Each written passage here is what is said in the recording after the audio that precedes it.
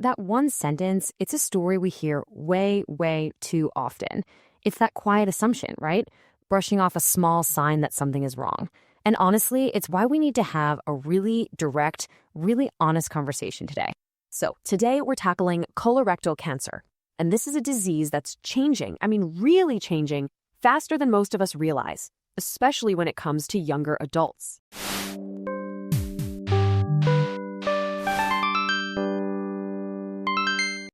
Okay, so here's our game plan. First, we're going to break down what this cancer actually is. Then we'll get into some pretty shocking new numbers. After that comes the really crucial part, the signs you absolutely need to know. And we'll finish up with a simple 4-step action plan so you know exactly what to do. All right, let's dive in. First things first, we've got to get past the fuzzy, vague ideas a lot of us have about this disease. Because being clear on this stuff is what literally saves lives. So, what are we actually talking about here? Basically, colorectal cancer starts when cells in the lining of your large intestine, that's your colon or your rectum, just start growing when they shouldn't. It almost always kicks off as this little thing called a polyp. You can think of it like a tiny, harmless mole, but on the inside of your colon. Now, most of them are no big deal, but just like a mole on your skin, some of them have the potential to change. Over many years, they can slowly morph into a cancer that can grow and spread. And this right here, this is the absolute heart of the problem. In its earliest stages, when it's the most treatable, we're talking over a 90% survival rate. This cancer often has 0 symptoms. Absolutely none. You can feel completely fine, totally healthy, while a tumor is just quietly growing. And that's exactly why the numbers we're about to look at are so urgent. Okay, let's get into the data. Because honestly, the story these numbers tell, it's a huge generational shift. The old rules about who gets this cancer, they just don't apply anymore. Just look at this. It is a massive change. If you go back to 1995, this was pretty much seen as an older person's disease. But now, we're on track for almost half of all new cases to be in people under 65.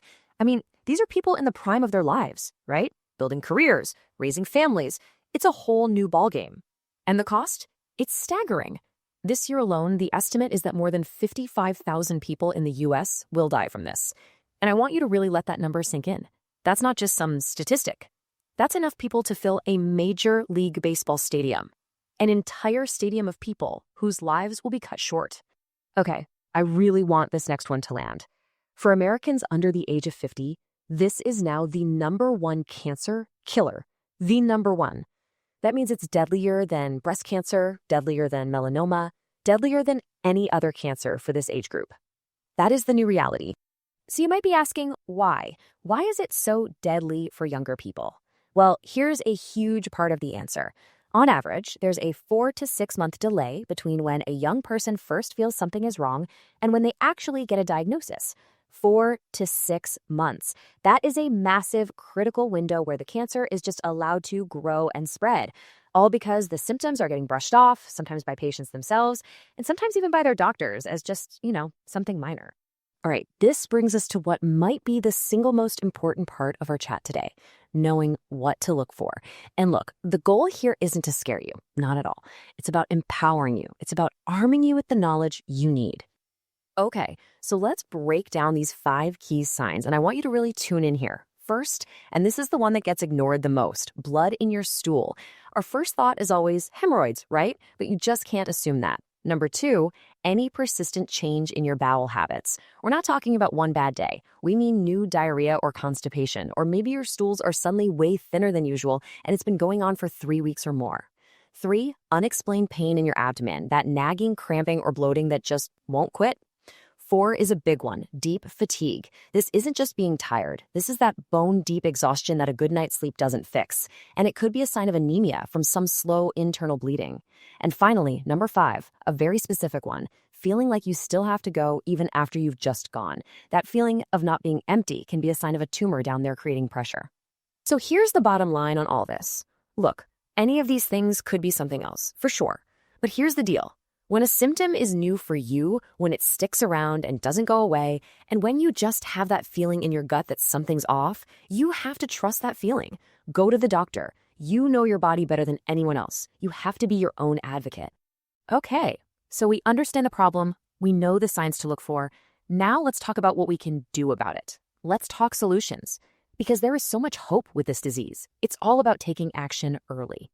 After all those pretty scary numbers, I want to give you the most important number of all, 91%. That's the 5-year survival rate when you catch this cancer early, before it's had a chance to spread. 91%. This is a beatable disease. It's absolutely beatable.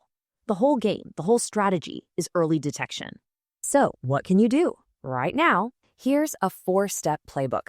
First, screening starts at age 45 now, not 50. They changed the guideline for a reason.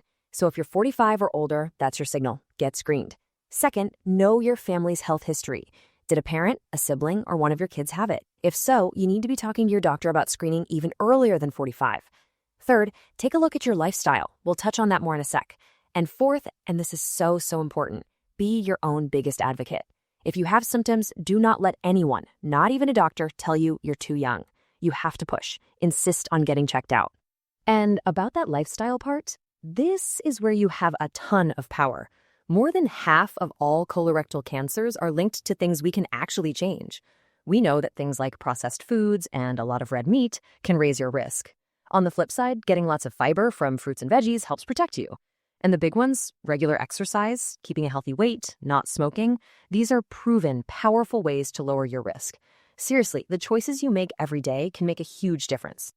You know, we've gone over a lot of ground today, but it really boils down to this one thing, the silence. The silence around these symptoms is what gives this cancer its power. But information is our most powerful tool. So I want you to just think for a second. Who do you know? Who in your life has been complaining about stomach problems? Who's over 45 and keeps saying, yeah, I'll get to my screening later? Just sharing what you've learned today, that conversation could literally change someone's life.